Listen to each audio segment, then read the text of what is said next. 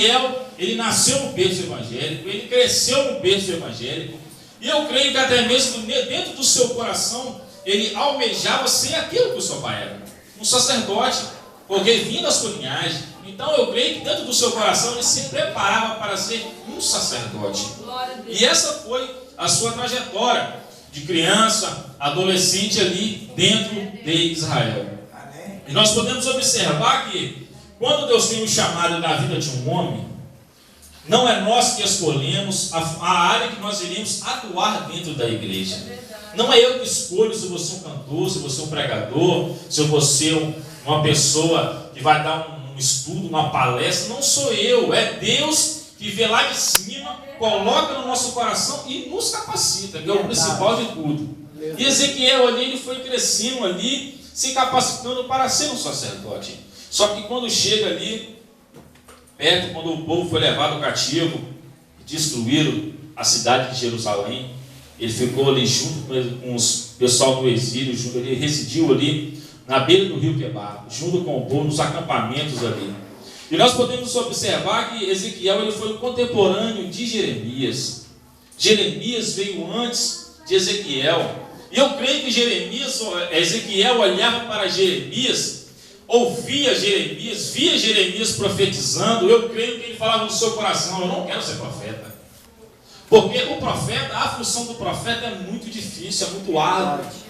Nos dias de hoje, ser profeta é status. Nos dias de hoje, ser profeta é nome em cartaz. Ser profeta hoje é viajar de avião para cá, viajar de avião para lá. Mas na época que Ezequiel viveu, era diferente. O profeta, ele sofria. Hoje em dia, se nós formos compararmos as provações que nós passamos hoje, não é nem um terço do que os profetas passaram no passado. Se nós formos analisar a trajetória de todos os profetas da Bíblia, você vai falar dentro do seu coração: eu não quero ser profeta. Eu não quero.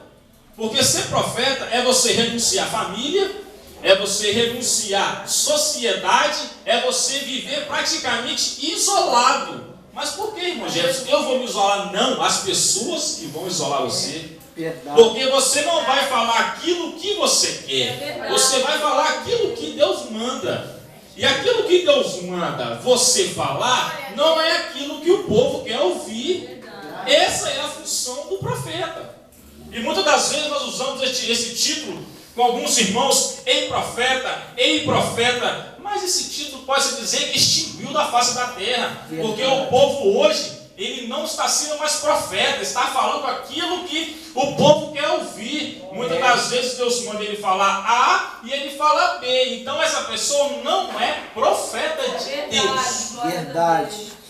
Nós podemos analisar que esse título profeta, se você for puxar dentro dos contextos históricos, desde a formação de Adão ali até chegarmos quando Deus veio à terra, você vai falar assim: ei, eu quero ser um sacerdote. O povo vai chegar até mim, confessar os seus pecados, eu vou sacrificar um cordeiro e acabou. O povo vai me dar presente. Ser profeta é você ser isolado. Meu Deus. E nessa manhã, Deus está dizendo para mim e para você: eu tenho um chamado na sua vida. Eu tenho uma promessa na sua vida. Agora se prepare para viver isolado. Meu Deus. Se prepare para você ver cara feia. Hoje, quando Deus usa um profeta que fala com aquela pessoa, se aquela pessoa não gostou, até o profeta vira cara. Meu Deus. Porque Deus está me usando para falar com aquela pessoa e aquela pessoa não está aceitando. Ei, o problema é dela. O seu compromisso é com Deus. Você não vai falar de Jesus. Deus manda. Nós não podemos viver nesse evangelho mesquinhoso que nós vivemos hoje em dia. Verdade. Nesse evangelho que aonde, quando você fala o que Deus quer, você não tem agenda. Você não tem contato, seu telefone não toca, porque aquele irmão só fala aquilo que eu não quero ouvir. São poucos que querem ouvir o que Deus fala. E quando eu comecei a analisar, filho do homem, põe-te em pé. Meus amados, nós podemos analisar, ver essa palavra, põe-te em pé. Muitas das vezes nós achamos que Ezequiel estava prostrado. Ezequiel, eu creio que ele não estava prostrado. Ele cresceu, Ezequiel era um servo do Senhor. Só que ele não estava preparado totalmente ali para assumir a sua função de profeta. Meu Deus. E o Senhor, nesse versículo, ele vem dando uma injeção de ânimo. Filho do homem, quer dizer, o segundo Adão, põe-te em pé, que eu falarei contigo. E ali o Senhor começa a palestrar, começa a dar visão para Ezequiel. Ezequiel começa a ver coisas que aos nossos olhos são terríveis. Se muitas das vezes nós tivéssemos essa visão hoje em dia, nós ia ficar uma semana sem dormir, com medo das visões que nós estamos tendo. Tem profeta que quando tem uma visão, ele fica terrivelmente abalado. Mas não é porque ele é fraco não, porque as visões de Deus são terríveis, são coisas fortes. Não é para qualquer um. Não é para qualquer um ter visão, revelação, profecia. Não é para qualquer um, é para poucos. A estrutura para nós termos uma revelação de Deus é para poucos. Muitos hoje em dia vê anjo voando, vê tudo, vê carruagem de fogo, mas isso aí são pura ilusão da sua mente. Porque as visões de Deus, elas são terríveis. Quando você vê um anjo, você cai prostrado, você chora, você não suporta a glória. Isaías, quando ele viu ali os serafins voando, ele não aguentou. Ele falou: Senhor, eu vou perecer, porque eu estou vendo a tua glória. E Ezequiel foi da mesma forma. Ezequiel, ele não aguentava. Ele não aguentou, ele se prostrou diante do nosso Deus. Porque as visões que ele teve, não é para qualquer um ter essas visões. E eu comecei a analisar: filho do homem, põe-te em pé, que eu falarei contigo. Aleluia. E mais abaixo, que é onde eu quero entrar nesse assunto, então entrou em mim o Espírito. Mas irmão Jefferson, por que ele não colocou entrou em mim um Espírito? Porque o Espírito está afirmando que Espírito que é. Quando você abre a sua Bíblia Sagrada, eu quero pedir que alguns irmãos que trouxeram a sua Bíblia aí, vamos manusear ela aqui. Eu deixei algumas coisas anotadas aqui, para que os irmãos pudessem participar nessa manhã. Aleluia. Os irmãos pudessem ter. Abra comigo. O irmão abra comigo aí. Marcos, seu capítulo 9 e no seu versículo 14. Deus da glória. O irmão bem alegre, meus irmãos. Quem está na casa de Deus tem que estar alegre. Verdade. Marcos, no seu capítulo 9 e no seu versículo 14. O irmão que achou, pode ler. Pode ler? Pode. E quando se aproximou dos discípulos, viu ao redor deles grande multidão e alguns escribas que disputavam com eles. Marcos 9 e 14.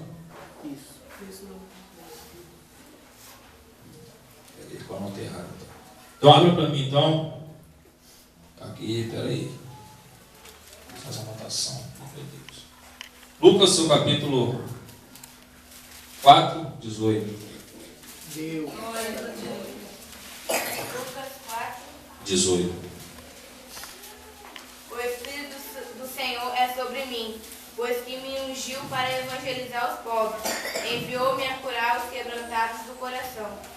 Aí ele dizendo: o Espírito do Senhor está sobre mim. Meu Deus. Agora abra sua Bíblia em Isaías, no seu capítulo 61.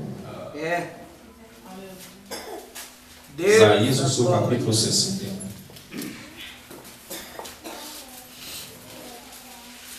Glória a Deus. Aleluia. Glória a Deus. Quem achou pode ler. Primeiro, 61 primeiro. O Espírito do Senhor Jeová está sobre mim, porque o Senhor me ungiu para pregar boas novas aos mansos, enviou-me a restaurar os contritos de coração, a proclamar liberdade aos cativos e a abertura da prisão aos presos. Amém. Os irmãos analisaram o contexto? O Espírito. Meu Deus. Agora abra sua Bíblia comigo em Apocalipse, no seu capítulo 22, 17. Aleluia. Glórias a Deus. Deus santo. Deus da glória. 22. 17. Amém. O Espírito e a noiva dizem: vem, quem ouve, diga. Vem, quem sede, venha. E quem quiser, toma Amém. Analisar o contexto? O Espírito. O Espírito. Glória a Deus. Analisaram comigo? Aí quando você abre a sua Bíblia também, lá nos Evangelhos, você vê que chega uma mulher cirofenícia. E ela fala: Senhor, minha filha está com um espírito. Se você analisar, lá vai estar dizendo assim: um espírito maligno. Por que um espírito? Porque esse um espírito é um espírito qualquer.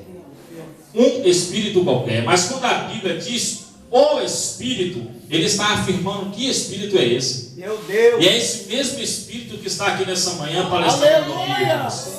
Glória a O Deus. Espírito do Senhor me ungiu para pregar boas novas. Verdade. Então esse Espírito nessa manhã, ele está dizendo assim: ei meu filho, põe-te em pé, que eu falarei contigo. É. O meu Espírito vai entrar em você, para você poder pregar boas novas. Aleluia. Verdade. Aleluia. Deus Santo. E me pôs em pé, e ouvi o que me falava. Meus amados, se colocar em pé na presença do Senhor, eu digo que é a coisa mais difícil. Mas por que, irmão Jefferson? Porque para você se colocar de pé, você tem que receber o Espírito.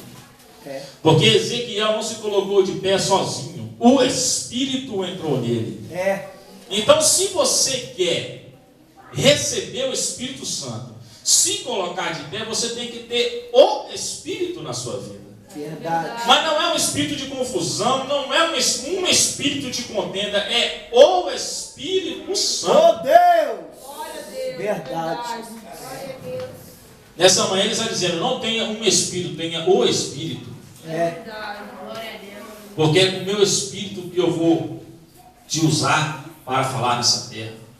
Quando nós vimos uma pessoa pregar cheio da unção, quando nós vimos alguém cantar cheio da presença do Senhor, você pode ter certeza, ele está com o Espírito Santo na sua vida. Glória. Aleluia. E nessa manhã ele está me convidando, ele está te convidando. Deixa o Espírito Santo entrar no seu coração. Aleluia. Deixa ele palestrar Glória a contigo. Deus. Aleluia. Nessa manhã ele quer falar ao seu coração. Deus, Verdade. Deus poderoso. Ezequiel, vamos dizer que ele pegou uma mamata. Ezequiel, quando ele profetizava ali no exílio, o pessoal ouvia Ezequiel. É. O pessoal ouvia no exílio. Mas quando Jeremias profetizava em Jerusalém, porque quando Israel foi invadido, que o rei levou ali a primeira leva, Meu Deus. os primeiros que foram os piedosos. É. Foram as pessoas que temiam a Deus, com medo de morrer, eles foram para o cativeiro.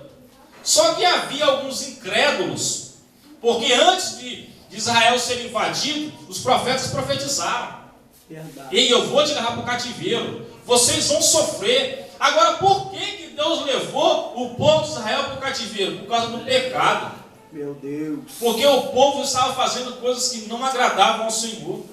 Verdade. E os profetas profetizaram: ei, eu vou te levar para o cativeiro. Só que os incrédulos, eles não deram ouvido à voz do Senhor. E quando Ezequiel foi levado cativo, ele foi levado cativo. Jeremias ficou. Jeremias não foi para o cativeiro. Jeremias ficou profetizando em Jerusalém. E quem ficou em Jerusalém foram os incrédulos, aquele que não dava ouvido à voz do Senhor. E quando Ezequiel, na beira do rio Quebar, profetizava, anunciava a palavra do Senhor, os cativos estavam com seus corações amolecidos. Glória a Deus. Por mais que eles faziam cara feia, por mais que muitas das vezes ele não gostava da profecia de Deus, mas eles ouviam. É. Já Jeremias era diferente. Jeremias, quando profetizava, ele tinha que se esconder, porque senão ele morria, por causa dos incrédulos. E o que está matando a obra do Senhor é os incrédulos. Verdade. Deus está falando, Deus faz os seus milagres e eles não estão nem aí. Meu Eles Deus. querem matar a obra do Senhor. Jesus. Aí é quando Deus pega essa pessoa, joga no leite, joga no cativeiro. É. Aleluia. E mesmo assim a pessoa ouve a palavra do Senhor e não entra no seu coração. Meu Deus. Os dias de hoje são comparados aos dias de antigamente. Israel foi levado cativo por causa do pecado, da rebelião. Verdade.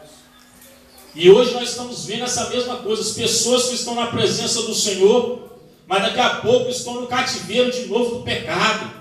Estão acorrentadas porque não deixou o Espírito Santo falar no seu coração, não ouviu a voz do Senhor. Ninguém vai para o cativeiro da noite para o dia. Aleluia. Tudo que acontece aqui em cima da terra, o Senhor ele avisa antes. O Senhor ele prepara antes. E o povo de Israel, ele vinha ouvindo a profecia, eu vou levar vocês cativos, mas o povo não deu atenção.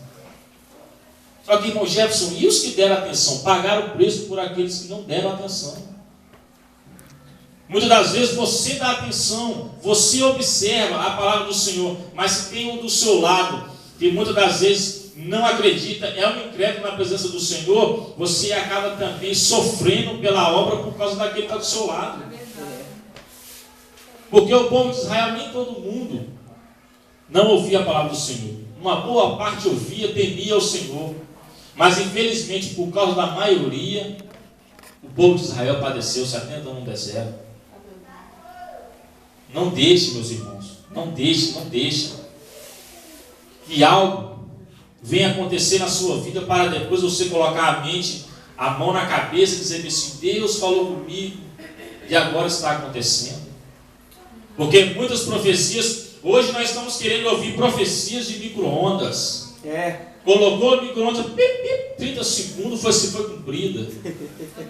E Deus não é micro-ondas, a profecia de Deus não é micro-ondas não, meus irmãos, trazendo para os dias de hoje. Verdade. Hoje o pessoal quer uma profecia relâmpago.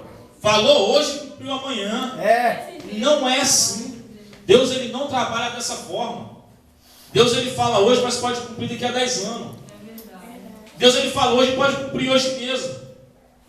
Mas nem sempre é no nosso tempo. É no tempo de Deus. Em Eclesiastes diz que há tempo para tudo. Se algum profeta passou algo de Deus para você, guarde no seu coração. Meu Deus. Não queira apressar aquilo que Deus falou para a sua vida. Porque Deus ele não se apressa. Ninguém coloca Deus contra a parede, ninguém apressa a profecia, ninguém adianta e ninguém atrasa a profecia. Desse jeito. Você só atrasa uma profecia na sua vida se Deus falar com você, anda na minha presença, e você saiu, aí não é Deus que está atrasando, é você que está atrasando a profecia. Verdade. Mas mesmo assim, Deus ele é tão misericordioso que quando você volta, ele renova. Ele renova aquela profecia no seu coração. Ei, meu filho, ainda tem uma grande obra na sua vida. Eis que eu vou cumprir tudo aquilo que eu falei com você. Mas para se cumprir, você tem que ficar de pé. Meu Deus. Ficar de pé dentro da Babilônia não é para qualquer um. Verdade. Daniel ficou de pé, mas sabe onde ele foi parar? Dentro da cova dos leões. Meu Deus. Você quer ficar de pé? Se prepare. Você não vai ter culpa para você subir, não. Vai ter cova dos leões te esperando. Meu Deus. Porque o profeta ele foi chamado para sofrer. A obra de Deus não é mamão com açúcar. Verdade. Muitos pregam um evangelho muito fácil por aí. Esse evangelho fácil, as igrejas estão assim, ó. Assim, ó, não está cabendo de gente. Agora o evangelho genuíno ele tem que ter recurso, ele tem que ter preço. Verdade. O verdadeiro profeta ele tem que sofrer por causa da obra do Senhor. Tem uns profetas que chegam na igreja hoje, se não deu certo, ele vai para outra porque ele já acha que Deus não está ali mais, Deus já quer ir em outro lugar. Não, meu filho. Fica no seu lugar que Deus te chamou. É ali que Deus vai falar com você, se é na beira do rio Quebar, ou se é em Jerusalém também, no meio dos incrédulos. É ali que Deus quer falar com você. Verdade.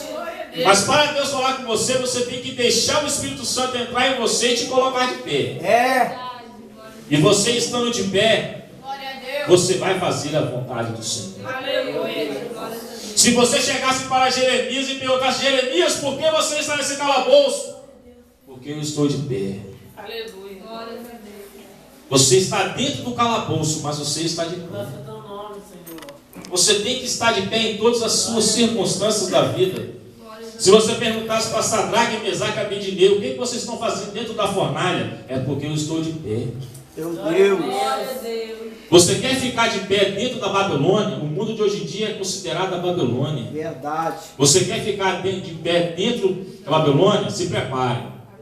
Tem um calabouço, tem uma cova dos leões e tem uma fornalha te esperando. Meu Deus. Você pode escolher qual que você quer ir. Você pode escolher. Aleluia. E um desses aí Deus vai te preparar para te jogar lá Glória dentro. a Deus. Meu Deus. Aleluia. Mas por que, irmão Jefferson? Aleluia. Tem tudo isso me esperando.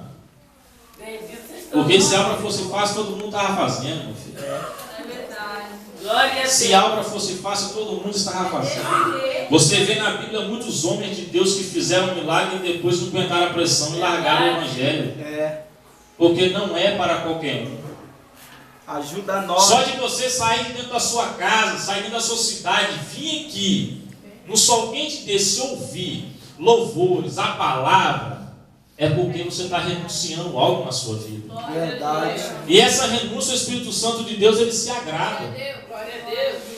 Muitas das vezes você acha que é um sacrifício pouco que você está fazendo, mas é isso que Deus quer, começa do pouco, não começa do É muito. verdade. É do pouco que Deus acrescenta. Glória a Verdade. Deus. Adolescentes, para você ficar de pé, vocês vão ter que renunciar a muita coisa. Vocês vão ter que largar aquelas amizades que você acha que é as suas amizades, mas não são. É. Ali no colégio, aquele grupinho de amigos que você acha que é os seus amigos, mas não são. Meu Deus. Quando você começar a ouvir Deus falar, você vai ver, nem todo mundo dentro da casa do Senhor serve para andar com você. Meu Deus. É bem desse Nem jeito. todo mundo, porque a Bíblia diz que assim, tem que andar duas pessoas em comum acordo. Quando você andar com alguém que tem o mesmo pensamento, a mesma chamada que você, o dia que você pender para a esquerda, ele vai te puxar e vocês vão caminhar junto. Agora, se nós começarmos a andar com pessoas que nós achamos que é o correto, ele te leva para o precipício. Meu Deus. Ele começa com aquela conversinha, falando do pastor, falando do irmão, daqui a pouco você está corrompido dentro do seu coração. Deixa não. E o verdadeiro profeta, ele não dá ouvido àquilo que Satanás fala, porque, ei, se engana não se iluda. Verdade. Pedro andou com Jesus, viu os milagres com Jesus, estava na frente de Jesus e Satanás usou ele. Verdade. Então, muitas das vezes, tem pessoas que estão dentro da igreja ou andam com você, mas em certos momentos deixam o inimigo falar na sua boca. Meu Deus. E você tem que ter discernimento. Você tem que estar orando, jejuando e buscando a Deus, porque quando aquela pessoa falar algo que você vê que não é da parte do Senhor, repreenda. É. Deus, ele nos deu autoridade, o Espírito do Senhor está sobre mim. Não é sobre o irmão, não, é sobre você. Verdade. Naquela época precisava do sacerdote invocar a Deus para perdoar os seus pecados, oferecer sacrifício. Hoje em dia, se você quer que os seus pecados sejam perdoados, você tem que vir aqui oferecer o seu sacrifício. Meu Deus. Você tem que vir aqui se dobrar os seus joelhos e se arrepender diante de Deus.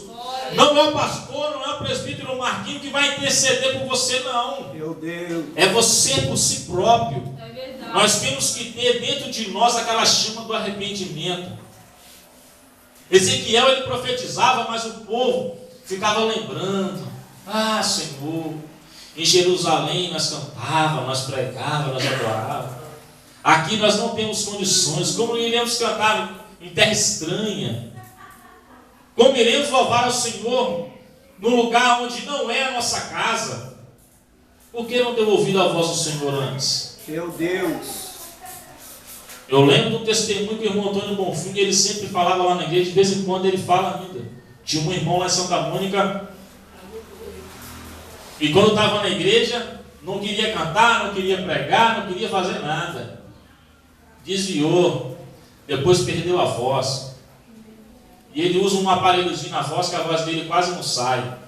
Aí ele fala, hoje eu quero cantar, eu não posso. Isso se chama cativeiro. Porque Deus te deu oportunidade É. para você louvar. É por isso que eu dou glória. Deus te deu a oportunidade de você glorificar Ele. Você não Aleluia. glorifica. Verdade, Jesus. Muitas vezes entramos dentro da casa do Senhor e saímos pior do que nós entramos. O defeito está em quem? Está em nós. É.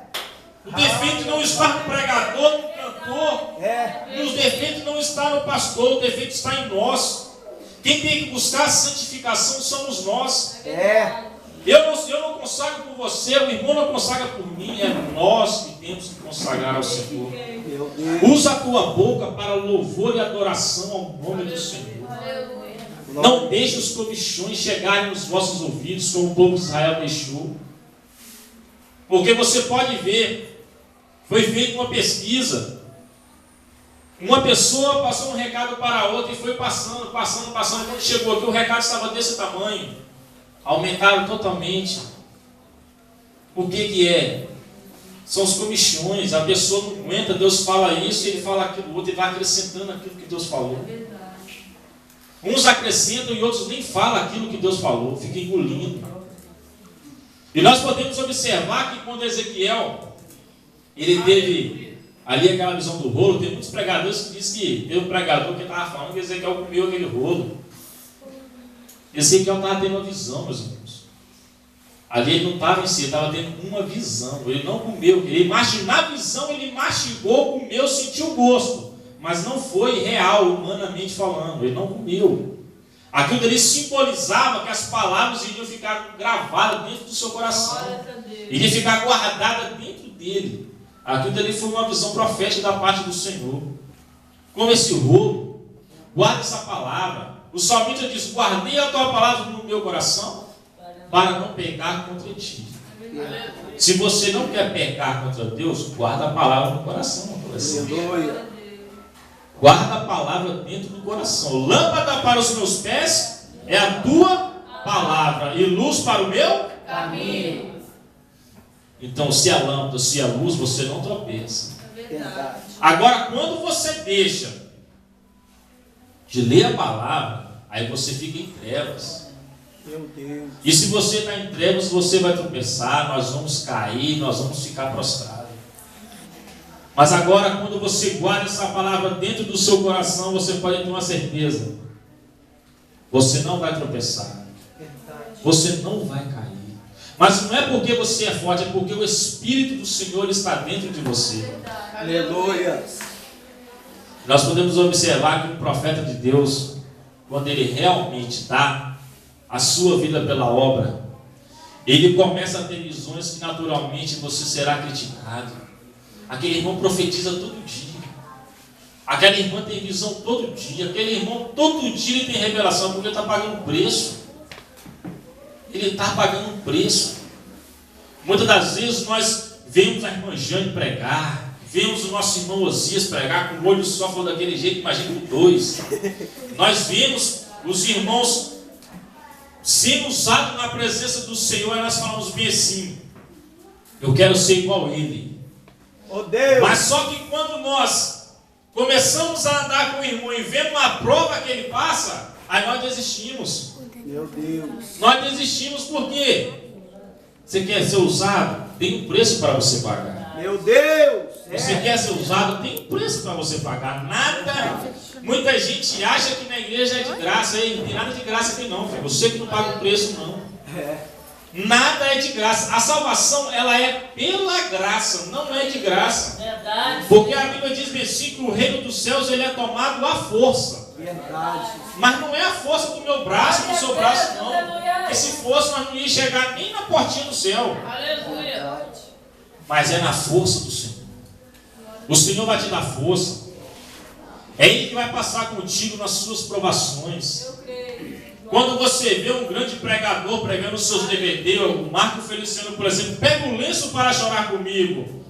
Quando você vê um homem pregando, cheio da graça, contando testemunhos, meu irmão, é porque sofreu. Verdade. É verdade. Aí muitas das vezes nós olhamos: Senhor, aquele irmão ele é tão usado, mas Senhor, olha a prova que ele passa. É o preço da palavra, é o preço que você tem que pagar. Verdade. Aqui na igreja nada é de graça. Entenda uma coisa, adolescente, irmãos que estão aqui. Verdade. Você quer tomar conta de um grupo de jovens, de adolescentes, de crianças, seja qual for, se prepara. É bonito, você fazer uma festa dessa é linda, mas tem um preço. Tem um preço.